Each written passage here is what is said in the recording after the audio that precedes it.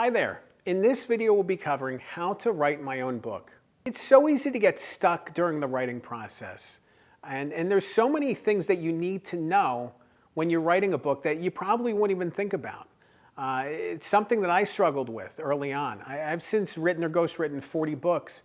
It took me a long time to really understand what it took to write a great book, the elements that need to exist in there, and the potential of the book. The lessons in this video are all the things I wish I knew when I started writing books myself. By the end of this video, you will learn how to set your book apart, the elements that you need to have in order to get the best success, and the importance of consistent progress. And stay tuned until the end of the video for an opportunity I really think you're going to enjoy.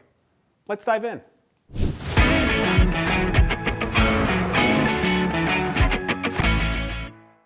I think it is so awesome that you're interested in writing your own book. And I think books are such an awesome way to share messages and lessons and insights, to connect with new people, to put your story out there, and to help you take the next step. So I'm super glad, I'm super grateful that you found this video, and I'm glad that you're interested in writing a book. I want to empower you. It's so easy to get overwhelmed with book writing because there's so much that you need to know that you don't know when you first start. And I felt that way as a longtime journalist. I spent more than a decade in newsrooms writing news day by day and editing news day by day. I thought it would be an easy transition to book writing. It really wasn't. Certainly there was a lot of overlap. Writing on deadline, understanding how to write creative and interesting introductions, how to carry a story from one point to the next and maybe across chapters with smart transitions, how to keep the writing moving. All those things were great. However, there's still so much that you need to know about book writing in order to be successful. If you're doing it for the first time, there's almost a guarantee, unless you're working with people who can help you, there's almost a guarantee that you're not going to unlock those goals and you're not going to see the full potential for the book because there's things that you don't know that are just out of scope for you. So this is, my chance to share some of those secrets with you. The first step to writing and building momentum and really being able to complete your book is figuring out your why, your purpose. What's your reason for wanting to write this book? You need to be driven by something because you're going to want to give up again and again and again. Even easy projects feel unbearably hard and overburdening and difficult and challenging when you're thinking about them on the bigger level. I'm not talking about chapter-wise, I'm not talking about, focusing on writing today. I'm talking about overwhelming to think about the big book, this big book that you're writing. Yeah, I've written books that are 130,000 words long, and that's a lot of words. It's a lot of writing. But if you spend day by day writing 500 or 1,000 words, you can get it done. It's just a matter of breaking it down a certain way. But it can be overwhelming to think of the bigger picture, so you really need to think of it in digestible nuggets. And it really helps to figure out why you're trying to write this book, why you want to write this book, what you want to accomplish from this book. It's not enough just to be like, oh, I want to do this really hard thing. Okay, but what do you actually want to accomplish from it? What do you want to see happen? Maybe you want to see change in the world. Maybe, you want to establish yourself in your business space. Maybe you want to launch your speaking career. It's all gravy, but you need to really be understanding what that why is, because otherwise you're going to want to give up. It's so easy to say, it's too hard, I don't want to do it. It's easier to say, it's hard, but I'm writing this because of blank, because I want to accomplish this thing, because I want to finish this goal, I want to do the thing. If I write this book, I can accomplish this. If you have that goal in mind, that's really going to help drive you and motivate you. I also want you to think about how your book stands out in the marketplace. When you think about every other book that's ever been written, what makes your book unique, different, and worth reading? What makes your message matter? What makes it resonate? What makes it separate from all the other books? Instead of rewriting James Clear's Atomic Habits, if you're writing a book about habits, for example, how is your book different than Atomic Habits? It's like Atomic Habits, but blank, You need to think about the differential, how it compares and contrasts to other books in the marketplace. Because ultimately, people are going to ask these questions. Why should I read this book? I mean, that's a good question for anybody. Why should I read this book? Why should I read your book? Why does your book matter? If you can't answer that question, that's going to be a tough thing. You want to be able to answer it with clarity and purpose, and just be very clear. It's different from this book because blank, because I took a different approach, because I have a different background, I have a different skill set, whatever. But you need to find out what that is. The next step is to build a foundation for your book. Think about building a house. You start with the ground level, right? You start with the basement or the first floor. However this house is being built, you start with the lowest level possible and build up. When you're baking a cake, you put the ingredients together, but you build the cake first. The frosting comes later. You want to build the foundation and go from there. And books are the same way. Because if you have a soft base, if this base is not strong enough, if this foundation isn't strong enough, this whole thing is going to collapse. So when I talk about foundation with books, I really focus on hook, audience, and outline. 3 things that are super important. The hook is the reader takeaway and how they're carrying this forward with them in their life. When you think about how this book is changing my life, how did it make me think differently about something? Tap into that. What makes your book worth reading, and how is a reader going to benefit from it? In 1 sentence, just 1. Probably not even 2, maybe 2, but probably not even 2. 1 sentence, 1 single sentence. I want you to explain your book in 1 sentence. If you can do that and the reader benefit, you're well on your way. A lot of times I meet with authors and I ask them what their book is about, what the hook is, and they talk for 2 or 3 minutes. I'm like, oh, no. Nope. 1 sentence.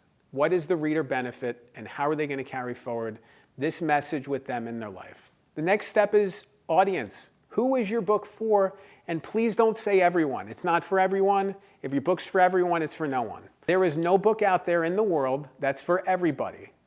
And if you think your book is, different than that, you're fooling yourself and your book is going to fail. That's it. Your book is going to fail if you think it's for everybody. Your book is not for everybody. Dig deeper. Who is your book for? What age? What demographic? What background? What skill set? What hobbies? What interest? If you can dig deep, it's going to help you write to that level. It's going to help you connect with those people once your book is out. It is so super important to connect to your audience, to understand who your audience is. Because if you don't understand who your audience is, they're not liable to find your book. Outline's the other thing. What is the structure for your book? How is the structure going to make a reader want to keep reading till the end? To go from the introduction to the next chapter, the next chapter, next chapter, next chapter, keep going. This isn't like a movie you're watching on Netflix where a scene change happens and now we're on the next scene. There's a leap that needs to happen for them to want to keep reading. Every single chapter break and every single page offers a chance for the reader to put the book down and walk away and never come back to it. So you need to make sure that every single page, and especially every single chapter ending and beginning, draw the reader in and make them want to keep going. And that's not to say that they're going to finish it all in one swoop. Obviously, sometimes it takes a while to read a book, especially in our busy lives. But you want them to be engaged enough to want to pick it up again. You want to give them something motivating them to keep going. So you need to explain what the takeaway is for them. In some terms, what is the actual benefit for you reading this book? And then you want to give them a reason to keep going because they're seeing it through. You're fulfilling the purpose for them. This is super crucial. If you can do that, you can get people excited to read. That's a powerful thing. Rome was not built in a day, and your book, by and large, shouldn't be written in a day either. Even if your book is short enough to be able to write in a day, you should probably spend some time thinking about it and really making sure it's as strong as possible.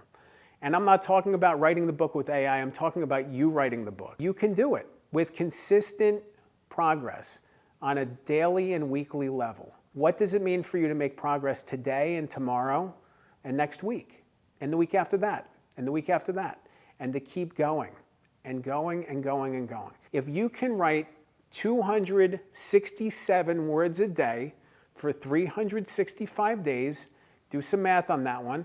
That's 100,000 words in a full year. It's a weird number, yes, but at the same time, that's the math. If you can write 267, 275 words a day, whatever it is, you'll get to 100,000 words at the end of the year. 100,000 words feels like an insurmountable thing, but when you break it down on a daily and weekly level, it's doable. You know, if you're writing 267, 275 words a day in a week, that's about 2,000 words. If you keep going week by week by week, you're going to get there. Just a matter of time. Obviously, you need to make the words purposeful. It's just not writing gibberish and then adding it in. But again, you built a good foundation. You have a good plan in place. You understand where you're going. You have a great outline. And just building on top of that great foundation. One of the most important aspects to writing your book is following your gut. Follow your gut. Listen to yourself. When you feel uncomfortable about something you've written, when you feel like it's gone too far, not far enough, it doesn't feel right to you, lean into those feelings, challenge them. Ultimately, you're going to face those challenges at some point, whether in the writing process, whether in the editing process, or whether it's already published and now readers are reading it and coming back with questions. Some point, these things are going to bubble up, so you really need to face them. It's good to address them during the writing process if possible. Secondary would be during the editing process. The worst would be to publish it, then come to find out, I missed the mark on this. Oh well, it's disappointing. You don't want to do that. You want to confront these things early and often. Whenever you can, lean into them. It's interesting for me when I'm working as a ghostwriter on a project and I'm working with an author and they tell me, you know, this chapter kind of missed the mark. I say, good, let's talk about it. Let's explore that. What does it feel like? What missed the mark? I want to know because that's important to be able to get better with it, to make it stronger. If you don't confront these things and you say, it's great, it's great, it's great, and keep going, you're going to eventually have a draft that you're not really happy with, you know, and then you're going to be stuck. You're going to either have to rewrite the whole thing or publish something you don't really believe in. Both of those options are not great. So lean into your gut instincts, lean into your feelings, and, you know, if something doesn't feel right, challenge it, question it. You might be off base, you might be incorrect, but at the same time, at least bring it up and challenge it. One last tip I want to share is getting help. There's help out there for you. There's help on your book. I know it's all about your book, but that's the point of it. These people, these ghostwriters and writing coaches, are out there to help you write your best book. This isn't about credit. It's about helping you be great. It's about helping you become the best version of yourself. And it's so powerful and it's so inspiring, you know, for me when I can work with an author to help them bring their story forward. A lot of times they're stuck. They feel like they couldn't move any further. They hit a wall. Maybe they've been working on the book for years and didn't know what to do with it anymore. They got stuck and they got lost and they got discouraged. By collaborating with me or with other people, you know, they've been able to get encouraged again. They've been able to build momentum. They've been able to finish this book they never thought they were going to finish and share it with the world. And it's such an awesome thing. But there's a humility required in that process. It requires you to realize that you need help. And that's not an easy thing to say, but we all need help on the book writing journey. We all need help at some point. Even people who are really good at writing books, they have editors they work with. There's people that they collaborate with to help make sure that their book is as strong as possible. So this idea of you doing it yourself, all by yourself, there's reasons why specific books become successful. It's because they're working with people who know how to write books. It's because they have the right people surrounding them. This is really about uplifting the author and helping the author be the best they can be. And far too often, I think we get into our bubbles of just moving forward because this is the thing I do and this is how I accomplish this thing. And we fall short of the goal. The book isn't as good as it could have been. The outcomes aren't there. And now there's a frustration and discouragement. This could have been better. I get contacted all the time by authors who reach out to me and say, I need help because I published a book and it stinks. I want it to be better. It's like, this could have been a conversation beforehand. At the same time, I'm also encouraged by it because it tells me that they want something deeper within themselves. And I think you want something deeper within yourself too.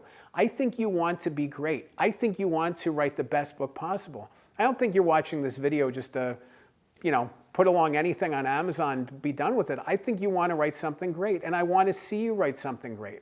And that's why to learn more about how to write my own book, If you have further questions, if you want to know more about the book writing process, if you want to learn more about the help required, the help that could help you take your book to the next level, whether it's ghostwriting or coaching, I'd love for you to schedule a call with me. Just head to my website, it's goodghostwriter.com. You can click the link below and book a strategy call. I would love to talk, explore the challenges you're facing, the opportunities, the struggles, and offer some paths, some possible paths forward for you. Remember, a good book can change your life. I'm Dan Good. Thanks for watching.